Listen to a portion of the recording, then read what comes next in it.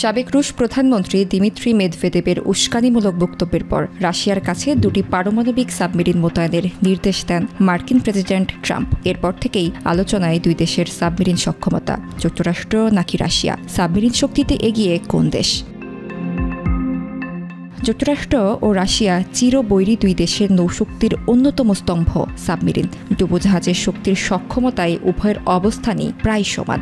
রুশ বহরে এখনও ডিজেল চালিত সাবমেরিন থাকলেও মার্কিন বহরের সবগুলোই পরমাণু শক্তি চালিত।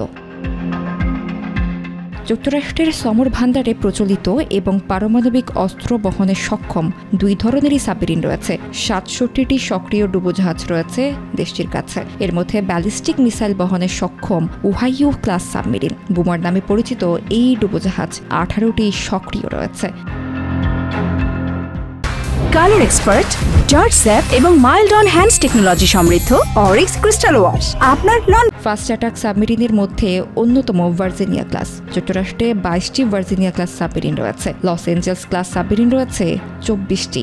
এসব ডুবোজাহাজকে সাবমেরিন বাহিনীর মেরুদণ্ড হিসেবে মনে করা হয়। অন্যদিকে সিলফ ক্লাস সাবমেরিন রয়েছে ৩টি। ক্রুজ মিসাইল, জাহাজ বিধ্বংসী ক্ষেপণাস্ত্রের পাশাপাশি বিভিন্ন ধরনের টর্পেডো থাকে এসব সাবমেরিনে। হামলার পাশাপাশি নজরদারি এবং গুপ্তচর বৃত্তির কাজেও ব্যবহৃত হয় এসব সাবমেরিন। অন্যদিকে রুশ সমর ভান্ডারে রয়েছে ৬৪টি সাবমেরিন। এর মধ্যে রুশ নৌশক্তির অন্যতম স্তম্ভ মনে করা হয় পরমাণু শক্তি চালিত ২৫টি সাবমেরিন, যেগুলো ব্যালিস্টিক ক্ষেপণাস্ত্র বহনে সক্ষম।